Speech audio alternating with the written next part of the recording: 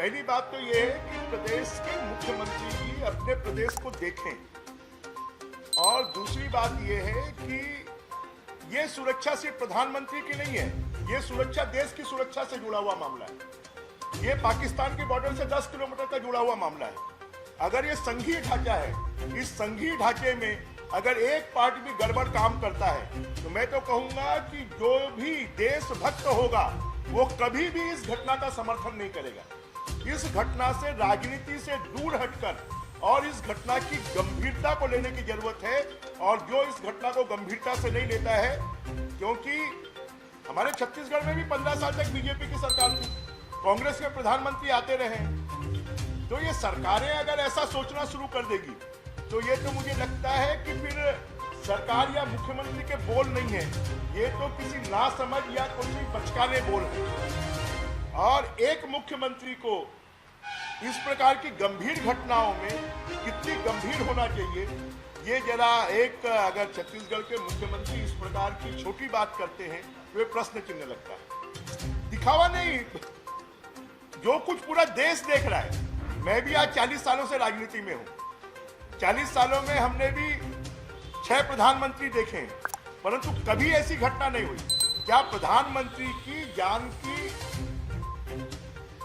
सुरक्षा करने की बजाय और हम अपने गाल बजाना शुरू करें?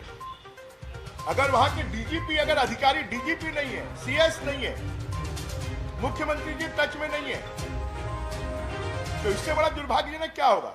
और कोई मुख्यमंत्री जिसके ऊपर में पूरे राज्य की सुरक्षा की जिम्मेदारी है, वो इस प्रकार की बचकाना बात करे तो ये दुर्भाग्यजनक है। अरे कैसे आप लोग भी छत्तीसगढ़ में रहते हो, छत्तीसगढ़ की सुरक्षा की जिम्मेदारी किसकी है? छत्तीसगढ़ में कोई वीआईपी आता तो उसकी सुरक्षा की जिम्मेदारी किसकी है? कानून व्यवस्था की स्थिति की जिम्मेदारी किसकी है? आज केंद्र की 50 बटालियन छत्तीसगढ़ को नक्सल क्षेत्र में मिली हुई है, तो क्या छत्तीसगढ़ राज्य सरकार की बिना अनुमति के, बिना सहमति के, बिना कोऑर्डिनेशन के वो एक्शन कर सकती है क्या? किसी भी राज्य में किसी भी केंद्रीय एजेंसी को अगर काम करना है तो राज्य की एजेंसियों के साथ में मिलकर करेगा। जरा बताएं कितना क्विंटल खरीदा गया पिछले साल से घोषणा की है, ये खाली घोषणा की है, जरा बताएं ने कितना खरीदा है? मैं यही पूछना चाहता हूं। 10,000 क्विंटल खरीदा है, 5,000 क्विंटल खरीदा है, 20,000 क्विंटल खरीदा है। जब हम 1 करोड़ लाख क्विंटल हम धान खरीदते हैं, हम धान की पैदावार को हतोत्साहित करने के लिए इसको प्रोत्साहित कर रहे हैं। तो जरा छत्तीसगढ़ की सरकार बताए कि कितने एरिया में कोदो, कुटकी और अरहर और दलहन की पैदावार बढ़ाई है। खाली हवाई कोदो कुटकी खरीदेंगे? अरे तुम 1000 क्विंटल नहीं खरीदोगे, और 1000 क्विंटल खरीदने की बजाय 10 करोड़ का विज्ञापन छपवा दोगे, 1 करोड़ का खरीदोगे नहीं।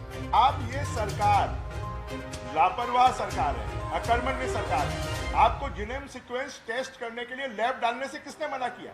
आप अपनी मशीनें डालिए, लैब डालिए और परमिशन मांगिए, आपको परमिशन मिल जाएगी। कौन रोक रहा है? परमिशन को कोई नहीं रोक रहा है। इनके पास में सब चीज, सरकार तुमको, जनता ने, छत्तीसगढ़ की जनता ने तुमको गद्दी में बैठाया है, और सब चीज चाहिए दिल्ली से, तो तुम काहे के लिए बैठे? सौंप दो दिल्ली को अपनी सत्ता। जीनोम सीक्वेंस के लिए आज भी छत्तीसगढ़ में 20 से ज्यादा ऐसे टेस्ट हैं जो छत्तीसगढ़ में नहीं होते हैं, जिनकी टेस्टिंग के लिए छत्तीसगढ़ से बाहर भेजा जाता है। क्या छत्तीसगढ़ सरकार इतनी सक्षम नहीं है कि उसके लैब डाल दे, जीनोम सीक्वेंस के लैब डाल दे? लैब मांग रही है वहां से। लैब तो ये खुद डाल सकते हैं, और लैब डाल के वहां से परमिशन लेना है। इनको हर चीज दिल्ली से चाहिए। इनके पास में 400 करोड़ रुपए शराब के शेष दिया है, जो कोरोना में खर्च करना है, उसको क्यों खर्च नहीं कर रहे? उससे इक्विपमेंट्स क्यों नहीं खरीद रहे? देखिए, पूरे परिणाम धन बल और सत्ता बल का दुरुपयोग कर, और पहले दिन से कांग्रेस को मालूम था कि अगर सीधे चुनाव होंगे तो हम नहीं जीत पाएंगे, इसलिए मेयर के, सभापति के, अध्यक्ष के चुनाव को अप्रत्यक्ष किया, और अप्रत्यक्ष करने के बाद में और ज्यादा डर लगा तो उन्होंने ईवीएम की बजाय बैलेट पेपर में किया, और लोगों के एक अधिकार, 2 वोट देने का अधिकार था, उसमें से 1 वोट देने के अधिकार को छीन लिया और पूरी तरह यहाँ तक कि ये शायद बहुत कम होता है कि स्थानीय चुनाव में पेटी बदलने का भी संदेह पैदा होना, आरोप लगना, यह दुर्भाग्यजनक है। जो चुनाव हमारी पवित्र व्यवस्था है, जिसके ऊपर में लोगों का विश्वास है, उस विश्वास को तोड़ने का काम भी सरकार ने किया।